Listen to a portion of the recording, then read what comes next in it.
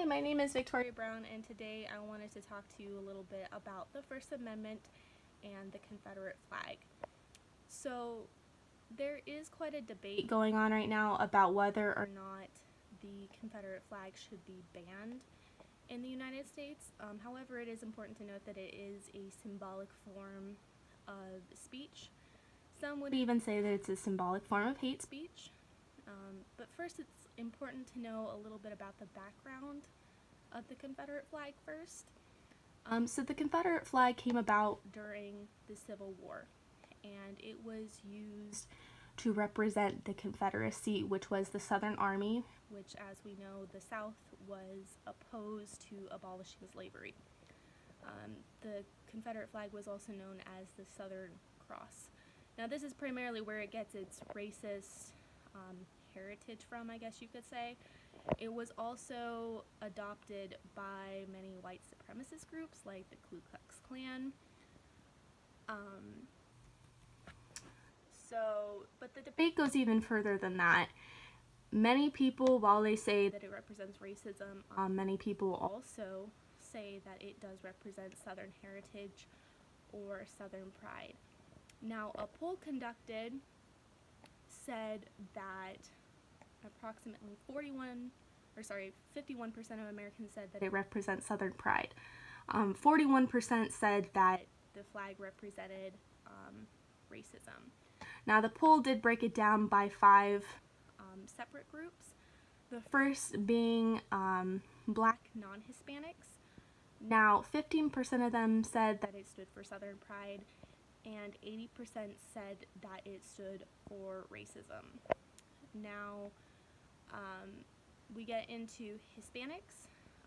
45% of them said it represents Southern pride. 43% of them said racism. I think this is the only group that is just about equally split on the debate. Moving into white non-Hispanics, 60% of them said that it represents Southern pride, and 33% said racism. Now the next two groups, it breaks down the white non-Hispanic group even further. It breaks it down into the white non-Hispanic working class and then the white non-Hispanic college-educated group. So 71% of the working class said that it represented racism, and only 71% said it represented Southern heritage, and 22% said that it represented racism. Now, the college-educated group, the results were a little bit different.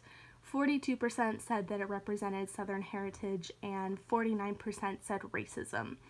So I think it's important to understand how maybe education can also maybe affect the way you view racism, or whether or not something is racist or not.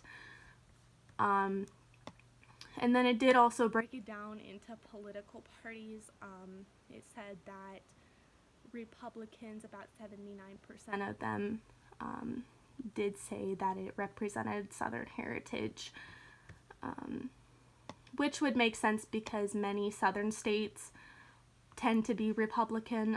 It seems like as you move further north, that's when you start to see more independents and Democrats.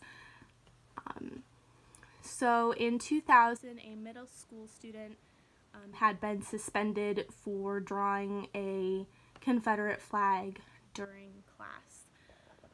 They did take it to court, and it was called West versus Derby Unified School District.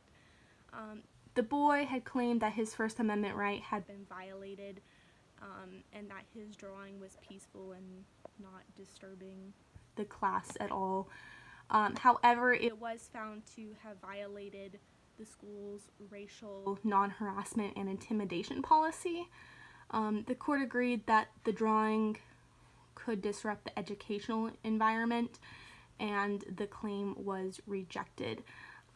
They also petitioned to have the case taken to the Supreme Court, but their petition was denied on October 2nd of 2000. Now, this is just an instance of where, for say, the Confederate flag would not be protected under the First Amendment.